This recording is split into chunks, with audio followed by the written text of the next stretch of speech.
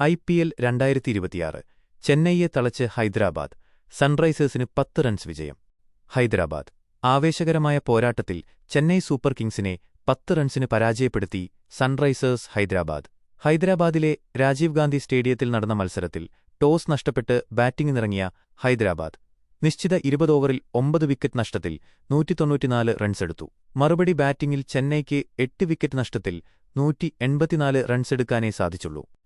അഭിഷേകും ക്ലാസനും തിളങ്ങി. സൺറൈസേഴ്സിനു വേണ്ടി ഓപ്പണർ അഭിഷേക് ശർമ്മ തകർപ്പൻ തുടക്കമാണ് നൽകിയത്.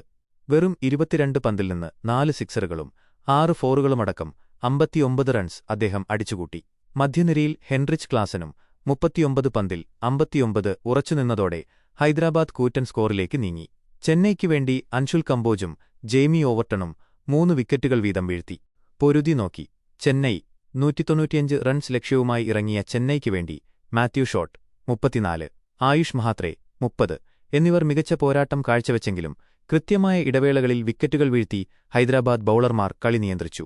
അവസാന ഓവറുകളിൽ ശിവം ദുബെയും 21 സർഫറാസ് ഖാനും 25 ശ്രമിച്ചെങ്കിലും പരാജയപ്പെട്ടു. മലിംഗയുടെ മിന്നുന്ന പ്രകടനം.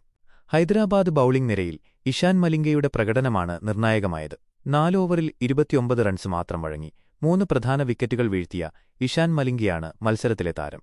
നിതീഷ് കുമാർ റെഡ്ഡി 2 വിക്കറ്റുകൾ സ്വന്തമാക്കി.